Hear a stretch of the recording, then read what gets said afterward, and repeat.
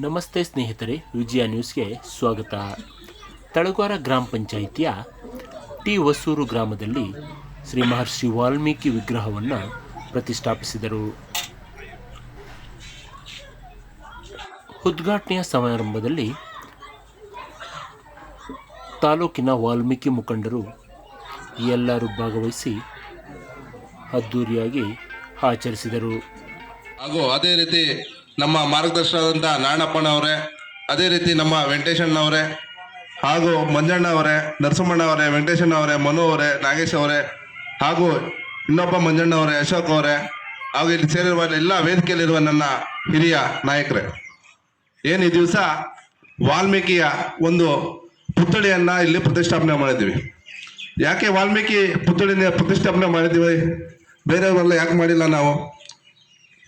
ಯಾಕೆ ಅಂದರೆ ವಾಲ್ಮೀಕಿ ಮಹರ್ಷಿಗಳಿಗಿಲ್ಲ, ನಮ್ಮ ನಾಯಕ ಸಮಾಜಕ್ಕೆ ಸೀಮಿತ ಅಲ್ಲ. ಅವರು ಇಡೀ ವಿಶ್ವಕ್ಕೆ ಈ ದಿವಸ ರಾಮಾಯಣವನ್ನು ಪರಿಚಯಿಸಿ, ಈ ದಿವಸ ಯಾವುದೇ ಒಂದು ಜಾತಿ ಧರ್ಮ ಯಾವುದೇ ಇರ್ಬೋದು, ರಾಮಾಯಣವನ್ನು ನೋಡಿ ಕಲಿಯುವಂಥದ್ದು ಬಹಳ ಇದೆ.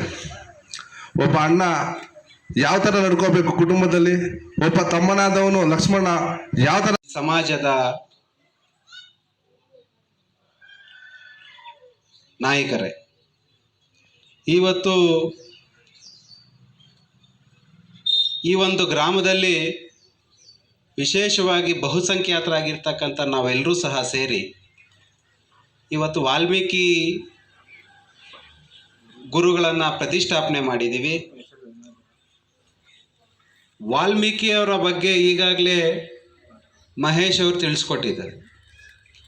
ಆದರೆ ಈ ಸಮಾಜಕ್ಕೆ ತನ್ನದೇ ಆದಂಥ ಒಂದು ಇತಿಹಾಸ ಇರ್ತಕ್ಕಂಥ ಸಮಾಜ ನಮ್ಮದು. ಅದು ಯಾವುದು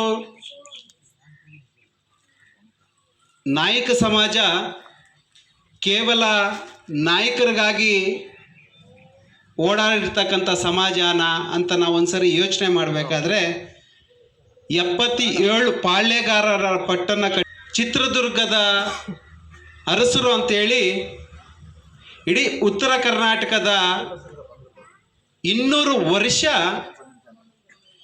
ಇತರೆ ಸಮಾಜಗಳನ್ನು ಜೊತೆಗೆ ಸೇರಿಸ್ಕೊಂಡು ರಾಜಭಾರ ಆಡಿರ್ತಕ್ಕಂಥ ಸಮಾಜ ಯಾವುದು ಅಂತ ಹೇಳಿದ್ರೆ ಅದು ವಾಲ್ಮೀಕಿ ನಾಯಕ ಸಮಾಜ. ಅದೇ ರೀತಿಯಲ್ಲಿ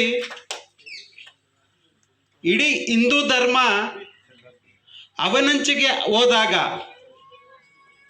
ಹಂಪಿಯ ಅಕ್ಕಾಬುಕ್ಕರು ವಿಜಯನಗರ ಸಾಮ್ರಾಜ್ಯವನ್ನು ಸ್ಥಾಪಿಸ್ತಕ್ಕಂಥ ಸಮಾಜ ಯಾವುದು ಅಂತ ಹೇಳಿದ್ರೆ ಅದು ನಮ್ಮ ನಾಯಕ ಸಮಾಜ. ಸಂತೆಕಲ್ಲಲ್ಲಿ ಶಂಕರನ್ನವರೇ, ಹೊಸೂರು ಜೈರಾಮನ್ನವರು,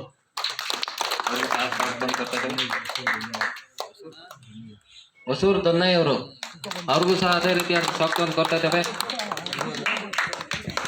ವಾಲ್ಮೀಕಿ ಕುಲ್ಬಾಂದವರಿಗೆ ಹಾಗೂ ಈ ಗ್ರಾಮದ ಎಲ್ಲ ಹಿರಿಯ ಕಿರಿಯ ಎಲ್ಲ ಸಮುದಾಯದ ಮುಖಂಡರಿಗೂ ಸಹ ಸ್ವಾಗತವನ್ನು.